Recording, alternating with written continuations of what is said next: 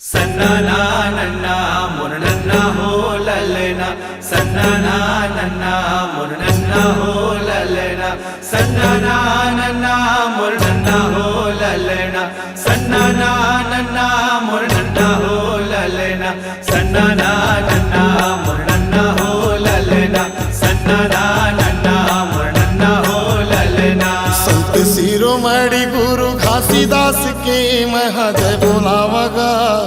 संझा विहीनिया चरण माथ में नवावगा संझा विहीनिया चरण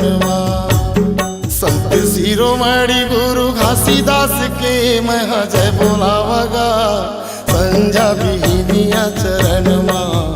माथ में नवावगा संझा विहीनिया चरण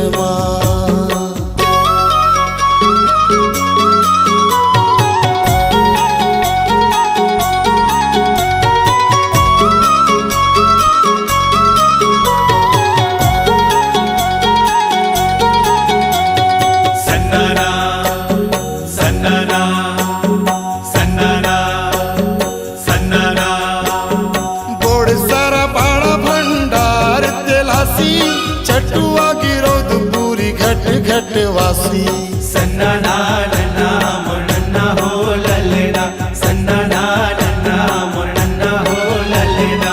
ओड सारा बाड़ा भंडार तेलासी चटुआ गिरोद पूरी घट घट वासी सत्य के खोजैया गुरु घासीदास के आरती उतारोगा संझा विहीनिया चरण माथ में नवावगा संझा विहीनिया चरण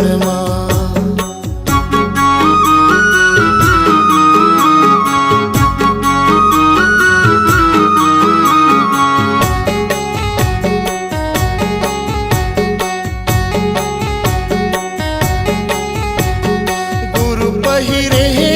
कंठी जनेवा सतपुरुष के कर लेवा सेवा सन्नाना नन्ना मुरनन्ना हो ललना सन्नाना नन्ना मुरनन्ना हो ललना। गुरु पहिरे कंठी जनेवा सतपुरुष के कर लेवा सेवा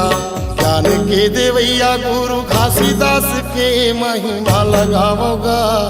संझा विहीनिया चरण माथ में नवावगा संझा विहीनिया चरण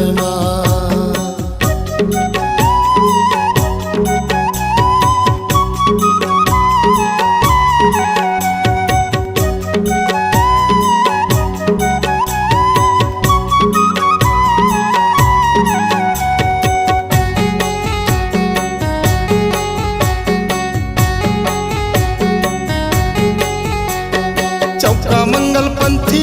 चूर मिल गावा सत्य के अंजोर गाँव गाँव बगरावा सन्नाना नन्ना मुरनन्ना हो ललना सन्नाना नन्ना मुरनन्ना हो ललना। चौका मंगल पंथी चूर मिल गावा सत्य के अंजोर गाँव गाँव बगरावा तप के करैया गुरु घासीदास है फूल में चढ़ावगा संझा विहीनिया चरण माथ में नवावगा संझा विहीनिया चरण संत शिरोमणि गुरु घासीदास के महाजय बोलावगा संझा विहीनिया चरण माथ में नवावगा संझा विहीनिया चरण संत शिरोमणि गुरु घासीदास के महाजय बोलावगा संझा विहीनिया चरण माथ में नवावगा संझा विहीनिया चरण सन्ना हो नन्ना नन्ना हो ललना सन्ना हो नन्ना नन्ना हो ललना सन्ना नन्ना नन्ना मोरे नन्ना हो ललना सन्ना नन्ना नन्ना मोरे नन्ना हो ललना सन्ना नन्ना नन्ना हो ललना।